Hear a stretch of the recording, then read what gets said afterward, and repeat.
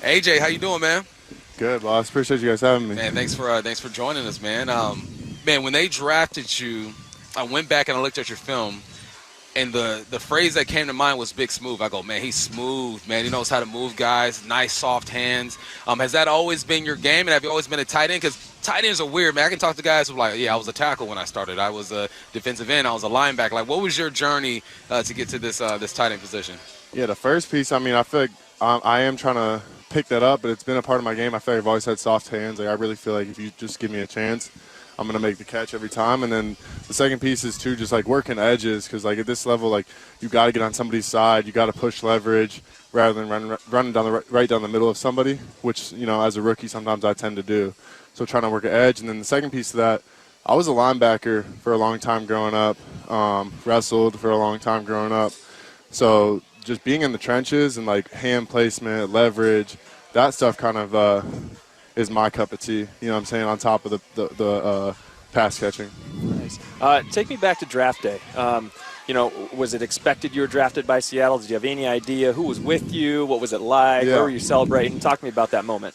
I was back home in Ohio, and, I mean, just it was one of those days where it's like you have an idea where, at least round-wise, where you think you're going to go, but it's like, should I have my family over on Friday night? Should I tell people to come over on Saturday? Right. And, like, my thing was, like, I'll have people come over on Saturday just because, like, that's when I thought it would be, fourth round.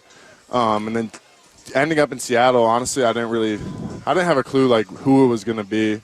But when I picked up the phone and they said it was Seattle, it was definitely a great reaction from my family and friends. And, like, to be honest, I never really thought I'd be out here in Washington, just, like, growing up, you know. But I'm super stoked to be here. I mean, I love it out here, the fans, the weather. You know, I thought it was going to be a lot colder out here than what it is.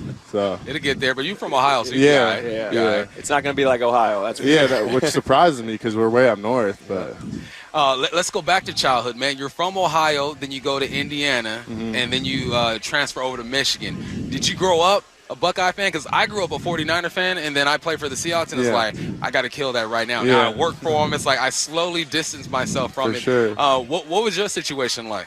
Yeah, I mean, I was an Ohio State fan growing up. Never like a huge, you know what I'm saying, like, because there's big Buckeye fans in Ohio. But I was always a fan of the Big Ten, to be honest, too. And honestly, Michigan State with D'Antonio, I liked them growing up.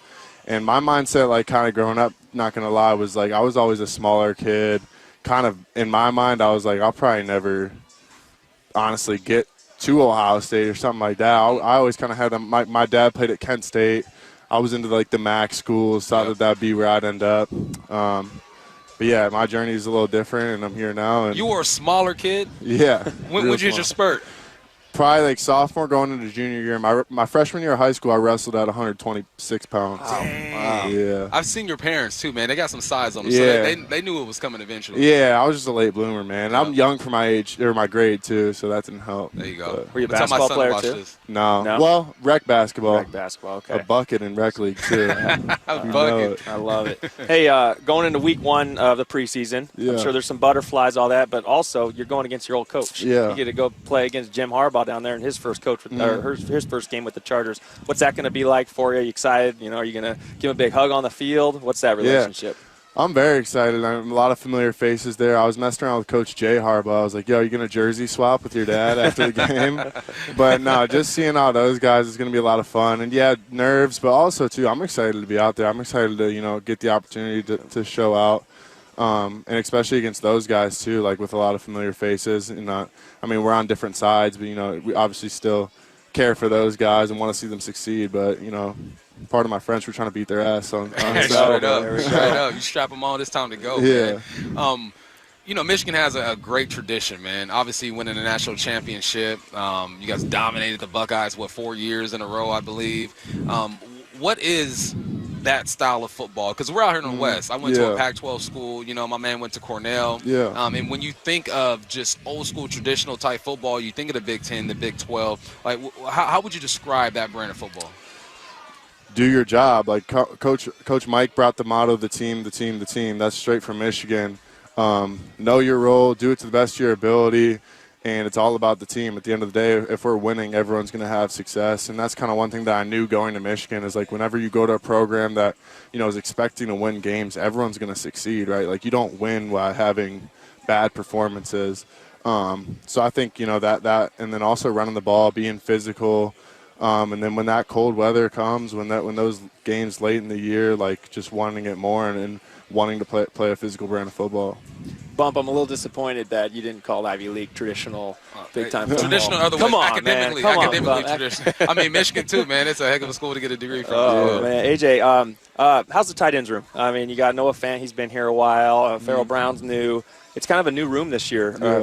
Give me, how has that been? Have you really leaned on someone as far as, getting your feet under you and the pros? And tell me about the room. For sure, all those guys. Noah, great vet. I mean, guy that, was a first-round draft pick, played in Denver for a couple years, came out here to Seattle. So just picking his brain on, different stuff with route running, off-the-field stuff, just, keeping a fresh mindset while you're out there. And then Farrell's the guy that, he's played a lot of football, been in the trenches, more your traditional Y-type guy.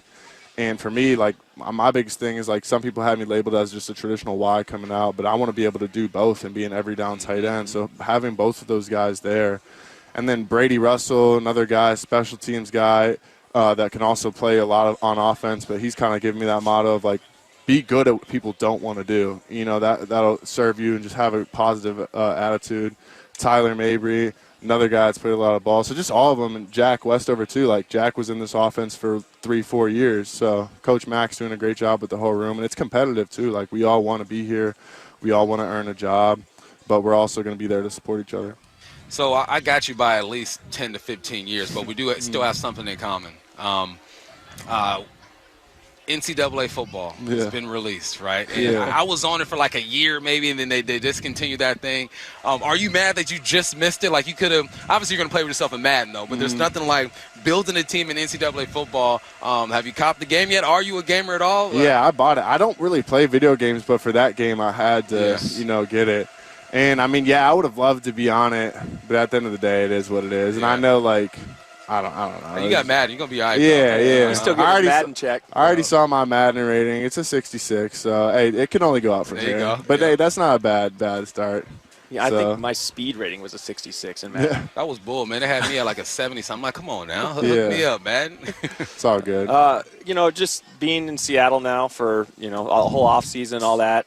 I know you're not able to experience Seattle right now during training camp, a little preoccupied. But about the off season, what kind of stuff did you do around town? What have you liked about the city and the area and all that?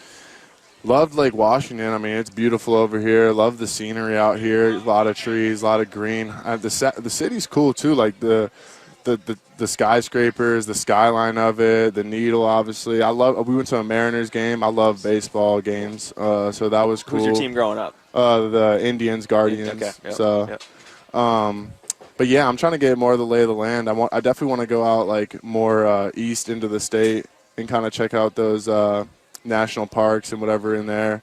So I'm excited for it, but I've been pleased with it. I'm excited to be here. You got a little bit of everything here, man. You got the sun, you got the mountains, you go even further, you got the desert. I mean, it's a good place, man, and we're happy to have you. And this is real talk, man. I'm watching the film, and I'm so excited to see what you're going to do out there. Appreciate that. And Gino's going to hit you, man, and we appreciate you stopping by. Of course. Thank you guys for having me. AJ Barner, folks. All right, when we return, we will get to